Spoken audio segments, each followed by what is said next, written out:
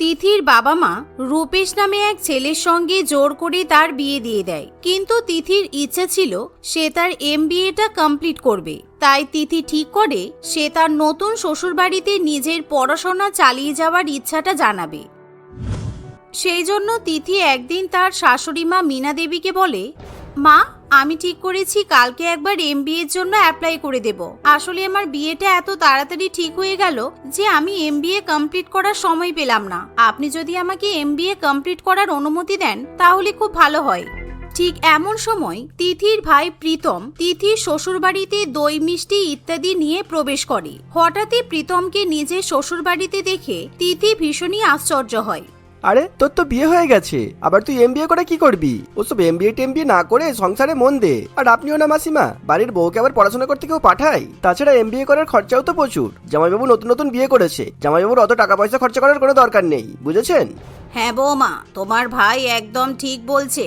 আমার ছেলে যথেষ্ট ভালো টাকা ইনকাম করে, তাই তোমাকে আর কষ্ট করে MBA করতে হবে না। তুমি বরং সংসারেই মন দাও। শাশুড়ি মায়ের কথা শুনে তিথির বড্ড খারাপ লাগে। আসলে তিথির ভাই প্রীতম বরাবরই এরকম ছিল। প্রীতম সবসময় তিথির উপর হিংসা করত। এমনকি তিথি প্রীতমের থেকে পড়াশোনাতে বেশি ভালো হওয়ায় প্রীতম বাবা মায়ের কাছে তিথির নামে কান ভাঙিয়ে খুব তাড়াতাড়ি তিথির বিয়ে দিয়ে দেওয়ার ব্যবস্থা করিয়ে দেয়। এখন তিথির বিয়ের পরও প্রীতম তিথির শাশুড়ি মায়ের কান ভাঙাতে শুরু করে, যাতে তিথি কিছুতেই পড়াশোনা করতে না পারে। কিন্তু এমন সময় তিথির দেওর অতনু তিথির পাশে দাঁড়ায়। এসব তুমি কি বলছো মা? আমার তো মনে হয় বৌদির MBA করাটা উচিত। তোমরাই তো বৌদিকে দেখতে যাওয়ার সময় বলেছিলে বৌদি যদি পড়াশোনা করতে চাই তাহলে বৌদিকে পড়াশোনা করাবে। তাহলে এখন আবার না বলছো কেন? আর তাছাড়া দাদার তো বৌদির পড়াশোনা চালাবার মতো যথেষ্ট সামর্থ্য আছে। আর তারপরেও যদি প্রবলেম হয় তাহলে দাদাকে হেল্প করার জন্য আমি তো আছি। থ্যাংক ইউ সো মাচ ভাই। আসলে আমি পড়াশোনা করতে খুব পছন্দ করি, কিন্তু হঠাৎ করে আমার বিয়ে হয়ে গেল। আমি তো ভেবেছিলাম আমি হয়তো আর পড়াশোনা করতেই পারবো না। কোনো ব্যাপার না বৌদি, তোমার দেওয়ার হওয়ার জন্য এটুকু কাজ তো আমি করতেই পারি। চলো আমরা আজই ফর্ম ফিল আপ করে আসি। তিথির দেওর তিথিকে এভাবে সাপোর্ট করলে প্রীতমের থোতা মুখ একেবারে ভোতা হয়ে যায়। প্রীতম মনে মনে অতনুর উপরও ভীষণ চটে যায়, কিন্তু প্রীতম আর কোনো কথা বলতে পারে না। অন্যদিকে মীনা দেবীও তার ছোট ছেলের মুখের উপর কোনো কথা বলতে পারে না, কিন্তু প্রীতমও কিছু কম নয়। প্রীতম ঠিক করে সে বেশ কিছুদিন তিথির শ্বশুর বাড়িতেই থাকবে, আর তিথি যাতে পড়াশোনা করতে না পারে সেই ব্যবস্থা করে দিয়ে যাবে। কয়েক ঘন্টা পর তিথি যখন শ্বশুর বাড়িতে ফিরে আসে তখন, জানিস ভাই, আমি MBA-র ফর্ম ফিল আপ করে এলাম। এবার একটা এন্ট্রান্স এক্সাম দিলেই আমি একটা ভালো ইউনিভার্সিটিতে চান্স পেয়ে যাব। উফ, আমি তো ভাবতেই পারছি না, আমার স্বপ্ন এতদিন বাদেই পূরণ হতে চলেছে। স্বপ্ন পূরণ হওয়াচ্ছি? আমি নিজে কখনো এতদূর পড়াশোনা করতে পারিনি, তোকে আমি অতদূর পড়াশোনা করতে দেবো? তুই ভাবলি কি করে? যাই হোক, দেখবো এবার তুই কিরকম ভাবে এক্সাম দিতে যেতে পারিস। প্রীতম মনে মনে এসব ভাবতে থাকে, কিন্তু সে মুখে কিছুই প্রকাশ করে না। কিন্তু প্রীতম তিথিকে মনে মনে হিংসা করলেও তিথি তার ভাইকে বরাবরই খুব ভালোবাসে। আর সেদিন তিথি যতবারই সংসারের কাজকর্ম সেরে একটু বই নিয়ে বসতে যায়, তখনই প্রীতম কোনো না কোনো অজুহাতে তিথিকে বিরক্ত করতে থাকে। আরে তুই বসছিস কেন? আমি তোকে white sauce pasta, chicken burger with French fry বানাতে বললাম না? আমার খাবারটা দিয়ে যা। তোর তো মনে হচ্ছে আমাকে খেতে দেওয়ার কোনো ইচ্ছাই নেই। আমাকে এখান থেকে বিদায় করতে পারলেই বাঁচিস মনে হয়। বিয়ের পর প্রথমবার আমি তোদের বাড়িতে বেড়াতে এলাম, তুই আমার সঙ্গে এরকম ব্যবহার করছিস? প্রীতম শয়তানি করে তিথির শাশুড়ি মাকে ইচ্ছা করে কথাগুলো শুনিয়ে বলে। এতে করে মীনা দেবী বৌমার উপর রেগে গিয়ে বলে, বৌমা, তোমার ভাই 2 দিনের জন্য এখানে বেড়াতে এসেছে, আর তুমি তোমার ভাইকে ঠিকমতো যত্ন আত্তি না করে এই সমস্ত বই খুলে বসে আছো। শোনো মেয়ে, তোমার এখন বিয়ে হয়ে গেছে, এখন বই খাতা নয়, হাতা খুন্তিটাই তোমার সংসার। যাও, গিয়ে তোমার ভাইয়ের পছন্দ মতো রান্না করে নিয়ে এসো। শাশুড়ি মায়ের কথা শুনে তিথি না করতে পারে না, সে রান্নাঘরে চলে যায়। কিছুক্ষণের মধ্যেই অতনু অফিস থেকে ফিরে এসে যখন তিথিকে রান্না করতে দেখে তখন সে খুবই রেগে যায়। বৌদি, কাল বাদে পরশু তোমার এক্সাম আছে না? তাহলে তুমি পড়াশোনা ছেড়ে দিয়ে রান্না বান্না করছো কেন? আমার মনে হয় রান্না বান্না আপাতত স্থগিত রেখে তোমার পড়াশোনাটা করা উচিত। আমরা না হয় অনলাইনে খাবার অর্ডার করে নেব। কিন্তু আমার ভাই আবার বার্গার, ফ্রেঞ্চ ফ্রাইজ এসব খেতে চেয়েছে। আমার ভাই 2 দিনের জন্য এখানে বেড়াতে এসেছে, তাই আমি ওকে কি করে না করি বলো তো? সে কি বৌদি, তোমার ভাই তো তোমাকে সাপোর্ট করা উচিত। তোমার ভাই খুব ভালো করেই জানে পরশুদিন তোমার এক্সাম আছে, তাও তোমাকে পড়তে না দিয়ে এত রান্না বান্না করার হুকুম করছে। এ তো ভারী অদ্ভুত বিষয়। যাই হোক, তুমি অন্য ঘরে গিয়ে পড়াশোনা করো, বাকিটা আমি দেখে নিচ্ছি। অতনু জোর করে তিথিকে পড়াশোনা করতে পাঠিয়ে দেয় আর নিজে অনলাইন থেকে হোয়াইট সস পাস্তা বার্গার ফ্রাইজ এবং অন্যান্য খাবার দাবার অর্ডার করে প্লেটে সাজিয়ে প্রীতমকে পরিবেশন করে। প্রীতম একবারের জন্য বুঝতে পারে না সেই খাবারগুলো আসলে বাইরের খাবার, কিন্তু প্রীতম লক্ষ্য করে তিথিকে সংসারের কাজকর্মে অতনু অনেক সাহায্য করে। দেখতে দেখতে এভাবে 2-1 দিন কেটে যায়। তিথির পরীক্ষার দিন। এই দিদি, তোর আজকে এক্সাম আছে না? তাই আমি ভাবছি আমি নয় তোকে এক্সাম সেন্টারে ড্রপ করে আসবো, তুই তাহলে রেডি হয়ে আয়, বেশি দেরি করিস না কিন্তু। প্রীতমের কথা শুনে তিথি অত্যন্ত খুশি হয়, কারণ প্রীতম সচরাচর তিথিকে সাহায্য করার কথা বলে না। তার উপর আজকে যেহেতু তিথির পরীক্ষার দিন ছিল, তাই তিথি খুবই খুশি মনে প্রীতমের স্কুটিতে চড়ে বসে। কিন্তু কিছুটা দূর যাওয়ার পরেই প্রীতম খুব দ্রুত গতিতে স্কুটি চালানো শুরু করে, এমনকি সে ইচ্ছাকৃতভাবে দুটো রেড লাইট ক্রস করে দেয়। এতে করে ট্রাফিক পুলিশ তিথি এবং প্রীতমকে আটকায়। এই যে উড়ন্ত বাদর, চোখে দেখতে পাও না সামনে রেড লাইট রয়েছে? ইচ্ছা করে 2বার তোমরা রেড লাইট ক্রস করেছো, তোমাদের তো আজকে ফাইন করবোই, তার সাথে জেলেও পাঠাবো। ট্রাফিক পুলিশদের সাথে ইয়ার্কি মারা হচ্ছে। স্যার প্লিজ এরকম করবেন না, আমার আর কিছুক্ষণের মধ্যেই পরীক্ষা আছে, আপনি দয়া করে আমাকে ছেড়ে দিন। আসলে আমার ভাই আমাকে এক্সাম সেন্টারে পৌঁছে দেবে বলে খুব তাড়াতাড়ি স্কুটি চালাচ্ছিল, এক্সামের টেনশনে আমার ভাই রেড লাইট দেখতে পায়নি। ভাই? কে ভাই? আমি তো আপনাকে চিনিই না। আপনি তো একটু আগে আমার স্কুটিতে উঠে বসলেন, লিফট চাইলেন আর বললেন খুব তাড়া আছে, তাই তাড়াতাড়ি রেড লাইট ক্রস করে বেরিয়ে যান। বিশ্বাস করুন স্যার, আমার কোনো দোষ নেই। এই মহিলা আমাকে ভয় দেখিয়ে রেড লাইট ক্রস করিয়েছে, আপনার যা পানিশমেন্ট দেবার এনাকেই দিন। এই বলে প্রীতম সেখান থেকে কেটে পড়ে। এদিকে তিথি স্বপ্নেও ভাবতে পারেনি তার নিজের ভাই প্রীতম এরকম একটা কাণ্ড ঘটাবে। প্রীতম একবারও তিথির দিকে ঘুরেও তাকায় না, সে এমন ভান করে যেন সে কোনোদিনও তিথিকে চেনেই না। এ কি, প্রীতম এরকম কি করে করতে পারলো? স্যার, ওই ছেলেটা আমার নিজের ভাই হয়, ও নিজে থেকে আমাকে আমার এক্সাম সেন্টারে ড্রপ করতে যাচ্ছিল, কিন্তু জানি না ও এখন হঠাৎ করে এরকম ব্যবহার করছে কেন, আমি তো কিছুই বুঝতে পারছি না। থাক, 2 দিন জেলে থাকলে সব মনে পড়ে যাবে। এই কে আছো? এই ম্যাডামকে এক্ষুনি জেলে ঢোকাও। এই বলে পুলিশ তিথিকে জেলে ঢুকিয়ে দেয়। অন্যদিকে এক্সাম সেন্টারে পৌঁছানোর জন্য আর মাত্র 8 ঘন্টা বাকি থাকে। তিথি খুব ভালো মতোই বুঝতে পারে আজকে হয়তো সে আর এক্সাম সেন্টারে পৌঁছাতে পারবে না, কিন্তু ঠিক এমন সময় পুলিশ স্টেশনে অতনু চলে আসে। অতনু ট্রাফিক পুলিশদের সঙ্গে কথা বলে এবং ট্রাফিক পুলিশকে ফাইনও জমা দেয়। বৌদি, তোমাকে যে ট্রাফিক পুলিশ ধরেছে এটা তুমি একবার আমাকে ফোন করে বলতে পারতে তো? শুধু শুধু কতটা সময় নষ্ট হলো বলো তো। চলো, আমি ফাইন ক্লিয়ার করে দিয়েছি, তোমাকে এখন এক্সাম সেন্টারে পৌঁছাতে হবে। তুমি আমার জন্য এমনি অনেক কাজ করছো অতনু, আমি কি করে আবার তোমার হেল্প চাই বলো তো? তুমি আমার এত সাহায্য করছো, আমি তোমার ঋণ কি করে শোধ করব? আসলে হঠাৎ করে কি যে হয়ে গেল আমি নিজেও ঠিক বুঝতে পারিনি। থাক বৌদি, তুমি আর এখানে কান্নাকাটি করে সময় নষ্ট করো না, আমার ঋণ তুমি বাড়ি দিকেও শোধ করতে পারবে। চলো চলো, তাড়াতাড়ি এক্সাম দিতে চলো। এই বলে অতনু তিথিকে নিয়ে সেখান থেকে তাড়াতাড়ি গাড়িতে করে এক্সাম সেন্টারে পৌঁছে দেয়। অতনুর জন্যই তিথি সেদিন সঠিক সময়ে পরীক্ষায় বসতে পারে। এমনকি পরীক্ষার পর অতনু নিজে তিথিকে বাড়িতে ফিরিয়ে নিয়ে যায়, যা দেখে প্রীতম খুবই অবাক হয়ে বলে, তোকে তো আজকে জেল থেকে ছাড়ার কথাই নয়, তাহলে তুই এত তাড়াতাড়ি ছাড়া পেয়ে বাড়িতে চলে এলি কি করে? পুলিশদেরকে আবার বেশি টাকা ঘুষ দিয়ে আসিসনি তো? দেখ, পরের ছেলের পয়সা এভাবে রাক্ষসের মতো নষ্ট করিস না আবার। আজকে তুই কিভাবে আমাকে বিপদের মধ্যে একা ছেড়ে চলে এলি ভাই? তুই তো জানিস আজকে আমার পরীক্ষা ছিল, তার উপর শ্বশুর বাড়িতে কেউ যদি জানতে পারে যে আমাকে জেলে ঢোকানো হয়েছে, তাহলে আমার কত বড় মান সম্মান হানি হবে তুই বুঝতে পারছিস? সবকিছু জেনে শুনেও তুই পুলিশ স্টেশন থেকে আমাকে না চেনার ভান করে চলে এলি। তোর থেকে ভালো আমার দেওর। আসলে দিদি, তুই তো জানিস আমি গভর্নমেন্ট এক্সামের জন্য প্রিপারেশন নিচ্ছি, তাই আমার নাম যদি কোনো রকম ওই পুলিশের খাতায় চলে আসে তাহলে আবার আমার এক্সামে বসতে প্রবলেম হতো, সেই জন্যই আমি তোকে ছেড়ে এসেছিলাম। তবে বিশ্বাস কর, আমি আজকে বিকালেই টাকা পয়সা জোগাড় করে তোকে ছাড়াতে যেতাম। প্রীতম অনেকভাবে তিথিকে বোঝানোর চেষ্টা করলে তিথি আর কিছু বলতে পারে না। দেখতে দেখতে এভাবে আরো 2-1 দিন কেটে যায়, কিন্তু তখনও পর্যন্ত প্রীতম তিথির শ্বশুর বাড়িতেই থাকে।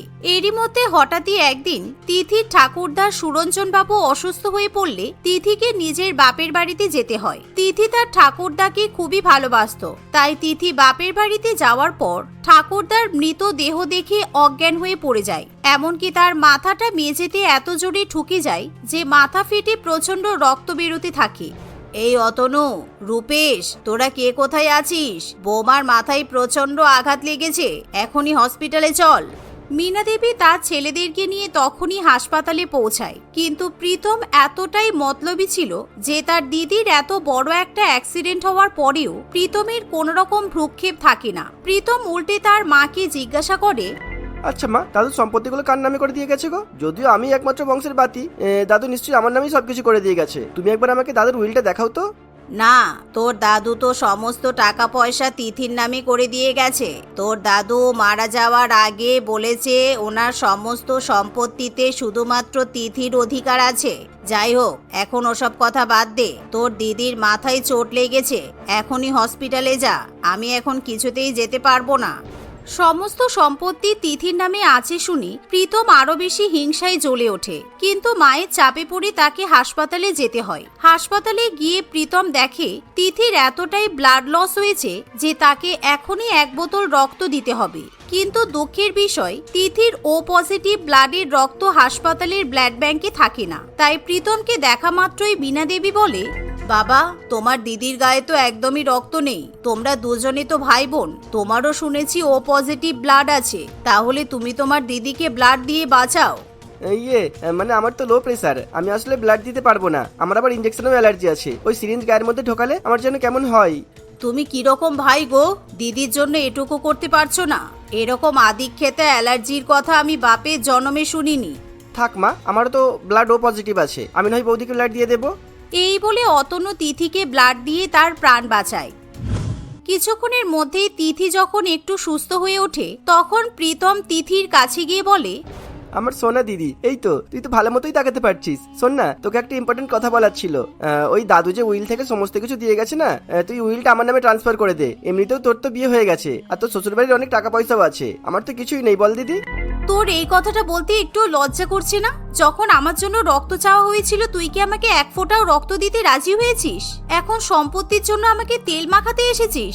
যা, এখনই বেরিয়ে যা এখান থেকে। তোর সাথে আমার রক্তের সম্পর্ক থাকলেও আমার দেওর আজকে নিজের রক্ত দিয়ে আমার প্রাণ বাঁচিয়েছে। তাই আজ থেকে আমার দেওরই আমার আসল ভাই। আমার যদি কিছু দেওয়ারই হয়, তাহলে আমি আমার দেওরকে দেব, তোকে নয়। এভাবেই তিথি প্রীতমকে খুব অপমান করে সেখান থেকে তাড়িয়ে দেয়। সেদিনের পর থেকে প্রীতম আর কখনো তিথির শ্বশুরবাড়িতে যাওয়ার সাহস পায় না। রমেশ দেবকী মেমোরিয়াল প্রাইভেট স্কুলে ধোয়া মোছার কাজ করত। রমেশের 7 কুলে কেউ ছিল না। সে ছোটবেলা থেকে অত্যন্ত দুঃখ কষ্টের মধ্যে দিয়ে বড় হয়েছে। প্রাইভেট স্কুলে ধোয়া মোছার কাজটি সে অত্যন্ত অনুনয় বিনয় করে পেয়েছিল। তারপর থেকে তার জীবন বেশ ভালোই কাটছিল। রমেশের বিয়ের বয়স অনেক আগেই পেরিয়ে গিয়েছিল, কিন্তু সে এখনো পর্যন্ত বিয়ে করেনি। তার আর্থিক অবস্থা ভালো না হওয়ায় নিজের পেট চালাতেই অক্ষম রমেশ বিয়ে করার দুঃসাহস পর্যন্ত করেনি। একদিন রমেশ সন্ধেবেলা স্কুলের কাজকর্ম সেরে বাড়ি ফিরছিল।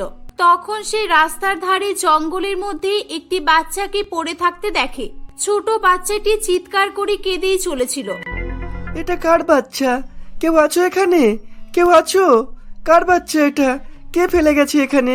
ইস, কিভাবে কাঁদছে বাচ্চাটা। পৃথিবীতে মানুষের মায়া দয়া বলে আর কিছু নেই। আহারে, কি সুন্দর ফুটফুটে বাচ্চা মেয়েটা। চিন্তা করিস না মা, আজ থেকে আমি তোর বাবা। আমি তোকে মানুষ করব। অনাথ হওয়ার কষ্ট আমি বুঝি রে, তোকে সেই কষ্ট আমি কখনোই অনুভব করতে দেব না। রমেশ বাচ্চা মেয়েটিকে নিয়ে বাড়ি চলে যায়। সে বাচ্চাটির নাম দেয় মনিকা। রমেশ খুব আদর যত্নে বাচ্চাটিকে মানুষ করতে শুরু করে। সে স্কুলে যখন সাফ সাফাইয়ের কাজ করতে যেত, তখন সে কোলে করে বাচ্চাটিকে নিয়ে যেত। ছোট্ট মনিকাকে কোলে নিয়েই সে স্কুলের ধোয়া মোছার কাজ করত। তাই দেখে স্কুলের স্যার ম্যাডামরা খুব অবাক হতো। রমেশ, তুমি বাচ্চাটাকে সঙ্গে করে নিয়ে আসো কেন? বাড়িতে কেউ নেই নাকি? তোমার ওয়াইফ কোথায়? মানে এর মা কোথায়? এর মা নেই ম্যাডাম। মা মরা মেয়েটাকে নিয়ে আমি বড় সমস্যায় পড়েছি ম্যাডাম। এর জন্য আমি এর মা আর আমি এর বাবা। ঠিক আছে ম্যাডাম, আমি যাই, আমার অনেক কাজ আছে। এই বলে রমেশ সেখান থেকে চলে যায়। ধীরে ধীরে মনিকা বড় হয়ে ওঠে। স্কুলে ভর্তি হওয়ার বয়স হয়ে যাওয়ায় রমেশ একদিন মনিকাকে সঙ্গে করে নিয়ে আসে তাকে স্কুলে ভর্তি করার জন্য। স্যার, দয়া করে আমার মেয়েটাকে আপনাদের স্কুলে ভর্তি করে নিন। ও পড়াশোনা করতে চাই, ওর স্মৃতিশক্তি খুব ভালো। রমেশ, তুই তোর মেয়েটাকে অন্য কোনো সরকারি স্কুলে ভর্তি করে দে। আমাদের স্কুলটা তো প্রাইভেট স্কুল। তোর যা ইনকাম সেই টাকা দিয়ে তোর মেয়েকে এখানে পড়াশোনা করাতে পারবি না, বুঝেছিস? স্যার, এমন বলবেন না, দয়া করুন আপনি। আমি এখানে সারা দিন থাকি, সকাল থেকে বিকাল পর্যন্ত। আমার মেয়ের মা নেই, ও আমার চোখে চোখে থাকবে। ওকে আমি একা একা ছাড়তে পারবো না। আপনি দয়া করে একে স্কুলে ভর্তি করে নিন। ভর্তি নিলেই তো হবে না রে, তুই এর স্কুল ফিস দিতে পারবি কি সেটা বল। স্যার, আপনি যদি ওর ফিসটা একটু কম করে নেন তাহলে খুব সুবিধা হবে।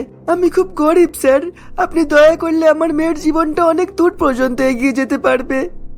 রমেশ সেভাবেই কাকুতি মিনতি করতে থাকলে প্রিন্সিপাল স্যার দয়া দেখিয়ে মনিকাকে স্কুলে ভর্তি করে নেয়। মনিকা স্কুলে ভর্তি হয়ে খুব খুশি হয়।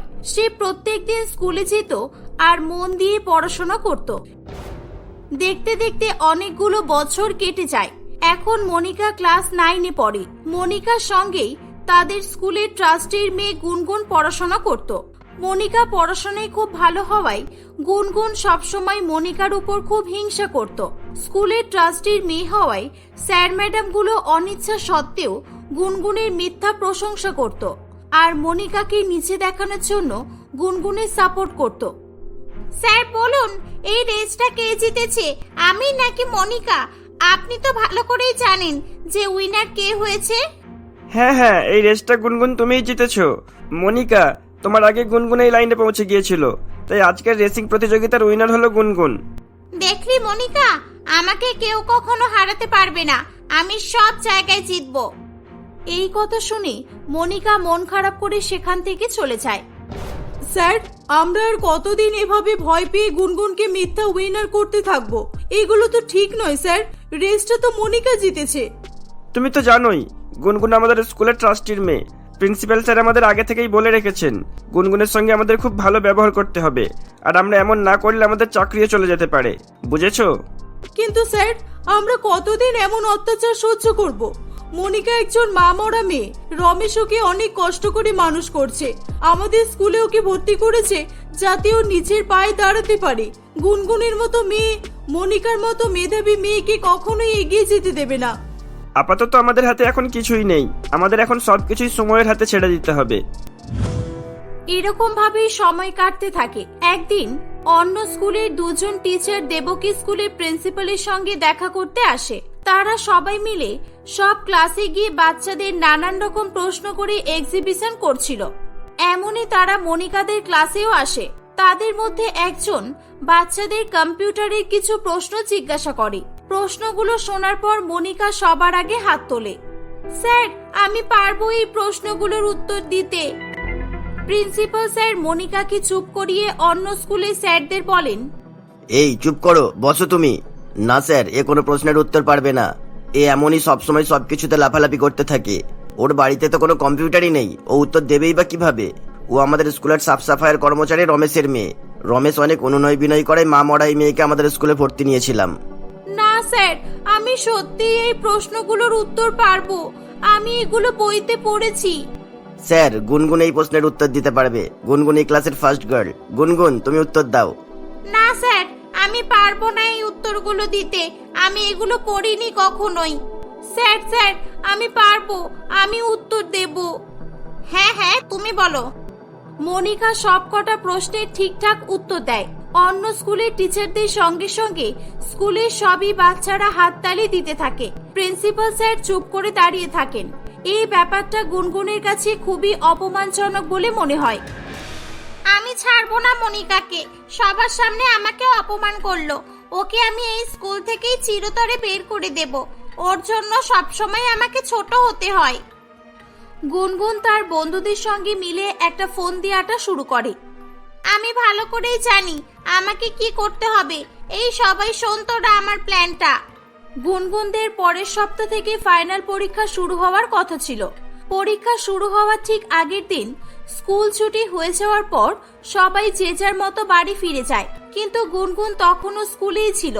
সে তাদের স্কুলের গার্ডের কাছে যায়। এই যে, আমাকে স্টাফ রুমের আলমারির চাবিটা দাও, আমার খুব দরকার চাবিটা। আমি কোনো কথা শুনতে চাই না, কিন্তু চাবিটা দাও। 2 মিনিটের কাজ আছে আমার। তুমি চাবি না দিলে আমি কিন্তু আমার বাবাকে বলে তোমাকে চাকরি থেকে বের করে দেব। জানো তো, এই স্কুলটা আমার বাবার টাকা দিয়ে চলে। গুনগুনের কথা শুনে স্কুলের গার্ড খুব ভয় পেয়ে যায় এবং তাকে স্টাফ রুমের আলমারির চাবি দিয়ে দেয়। গুনগুন পরীক্ষার কোয়েশ্চেন নিয়ে সেখান থেকে চলে যায়। পরের দিন সবাই পরীক্ষা দিতে এলে গুনগুন লুকিয়ে লুকিয়ে মনিকার ব্যাগের মধ্যে পরীক্ষার কোয়েশ্চেনগুলো রেখে দেয়। গুনগুন তার কাজ সেরে সোজা প্রিন্সিপাল স্যারের কাছে যায়। স্যার, কালকে আমি স্কুল ছুটির পর মনিকাকে স্টাফ রুম থেকে পরীক্ষার কোয়েশ্চেন চুরি করতে দেখেছি। আপনার বিশ্বাস না হলে আপনি স্কুলের গার্ডকে জিজ্ঞাসা করতে পারেন। তুমি বলছো যখন তখন কথাটা সত্যিই হবে। স্কুলের গার্ডকে জিজ্ঞাসা করার কোনো প্রয়োজন নেই। মনিকার ব্যাগ চেক করলেই সব বোঝা যাবে। প্রিন্সিপাল স্যার ক্লাসরুমে গিয়ে দেখে মনিকা বই নিয়ে পড়ছে। পরীক্ষা শুরু হতে তখনও আধ ঘন্টা বাকি ছিল। প্রিন্সিপাল স্যার কোনো কিছু না বলেই মনিকার ব্যাগ চেক করে। মনিকার ব্যাগ থেকে পরীক্ষার কোয়েশ্চেন পেপার পাওয়া যায়। মনিকা খুব ভয় পেয়ে যায়। স্যার, আমি কিচ্ছু করিনি স্যার। আমি জানি না এই প্রশ্নগুলো আমার ব্যাগে কোথা থেকে এলো। আমি চুরি করিনি, বিশ্বাস করুন স্যার। চুপ করো বেয়াদব মেয়ে, কোনো কথা বলবে না তুমি। রমেশকে ডেকে নিয়ে এসে কেউ যাও। তোমার মতো মেয়েকে স্কুলে রাখলে তোমার মতো আরো অনেকেই চোর হয়ে যাবে, বুঝেছো? স্যার, আমার মেয়ে এমন কখনোই করতে পারে না। আমি ভালো করেই জানি ও কেমন মেয়ে। আমার বিশ্বাস ও এটা কোনোদিনও করতে পারবে না। আপনাদের কোথাও একটা ভুল হচ্ছে স্যার। আমার মেয়ে খুব ভালো মেয়ে। বাবা, আমি চুরি করিনি। আমি সত্যি জানি না এই প্রশ্নগুলো আমার ব্যাগে কিভাবে এসেছে। আমি সত্যি বলছি। আমি কিছু শুনতে চাই না। রমেশ, আমি তোর উপর দয়া করে মা মরা এই মেয়েটাকে স্কুলে ভর্তি নিয়েছিলাম, কিন্তু তুই ঠিক মতো তোর মেয়েকে সংস্কার দিতে পারিসনি। গরিব বাচ্চারা পড়াশোনায় যতই ভালো হোক না কেন, সেই বড় হয়ে চোরই হবে। একে নিয়ে যায় এখান থেকে, না হলে আমি পুলিশ ডাকতে বাধ্য হব। রমেশ মনিকাকে নিয়ে স্কুল থেকে বেরিয়ে যায়। মনিকা অনবরত কেঁদেই চলেছিল। গুনগুন তার এই কুকর্মের জন্য মনে মনে খুবই আনন্দ পাচ্ছিল। প্রিন্সিপাল স্যার তার অফিসে চলে গেলে ওনার পেছন পেছন নীলিমা ম্যাডামও তার কাছে যায়। তারা নিজেদের মধ্যে কথা বলছিল, তখন সেখানে স্কুলের ট্রাস্টি অর্থাৎ গুনগুনের বাবা আসে। স্যার, আপনি জানেন আপনার মেয়ে আজকে কি করেছে? গুনগুন আজকে মনিকার মতো একটা সৎ মেধাবী মেয়ের উপর মিথ্যা অপবাদ দিয়ে ওকে স্কুল থেকে বের করে দিয়েছে। আমি চাইলেই আপনার মেয়েকে হাতে হাতে ধরতে পারতাম। এই দেখুন, ও যখন চুরি করছিল আমি আমার ফোনে সবটাই রেকর্ড করেছি। আমার চাকরি চলে যাওয়ার ভয়ে কিছু বলতে পারিনি, কিন্তু আপনার মেয়েকে নিয়ে আপনার ভাবা উচিত। ভবিষ্যতে আপনার মেয়ে আপনার নাম মাটিতে মিশিয়ে দিতে পারে। কি বলছেন কি? কই দেখি ভিডিওটা, আমাকে দেখান। দেখুন স্যার, দেখুন, আমি চাইলেই এই ভিডিওটা স্কুলের সবাইকে দেখাতে পারতাম, কিন্তু আমি এমন কিছুই করিনি। আসলে আপনার মেয়ে খুবই অহংকারী। আপনি এই স্কুলের ট্রাস্টি বলেই ও সবসময় নিজের ইচ্ছা মতো কাজ করে। I am sorry miss Nilima. আমি জানতাম না আমার মেয়ে আমার নামের অপব্যবহার করবে। আমাকে কেউ কখনো কোনোদিনই খবর দেয়নি। আপনি দয়া করে ভিডিওটা কাউকে দেখাবেন না, ওর ভবিষ্যৎ খারাপ হয়ে যাবে না হলে। আমি গুনগুনকে ডাকছি এখনই। গুনগুন অফিসে এলে তার চুরি করার ভিডিও দেখে সে খুব ভয় পেয়ে যায়। বাবা, আমাকে ক্ষমা করে দাও বাবা। আমি মনিকার উপর বদলা নেওয়ার জন্য এমন করেছি। মনিকার মতো একজন মা মরা মেধাবী মেয়ের সঙ্গে এমন করতে তোমার লজ্জা করেনি? ছি, আমার তোমাকে আমার মেয়ে বলতেই ঘৃণা করছে। আজ থেকে আমার সঙ্গে তুমি কোনো কথা বলবে না। বাবা, এমন করবে না। আমি আর কখনো এমন করব না। আমাকে ক্ষমা করে দাও। ম্যাডাম, স্যার, আপনারাও আমাকে ক্ষমা করে দিন। আপনি দয়া করে এই ভিডিওটা কাউকে দেখাবেন না ম্যাডাম। ক্ষমা চাওয়ার হলে তুমি মনিকার কাছে ক্ষমা চাও। তুমি অনেক অন্যায় করেছো ওর সঙ্গে। আর চিন্তা নেই, আমি কাউকে এই ভিডিও দেখাবো না। তোমাকে সঠিক পথে নিয়ে আসার জন্য আমি এসব করেছি। প্রিন্সিপাল স্যার রমেশ এবং মনিকাকে স্কুলে পাঠায়। গুনগুন কেঁদে কেঁদে মনিকার কাছে ক্ষমা চায়। স্কুলে স্যার ম্যাডামরাও রমেশ এবং মনিকার কাছে হাত জোড় করে ক্ষমা চায়। সেদিন থেকে গুনগুন একেবারে পরিবর্তিত হয়ে যায়। সে মনিকার খুব ভালো বন্ধু হয়ে ওঠে। দুই বন্ধু মিলেমিশে একই সঙ্গে পড়াশোনা করতে থাকে।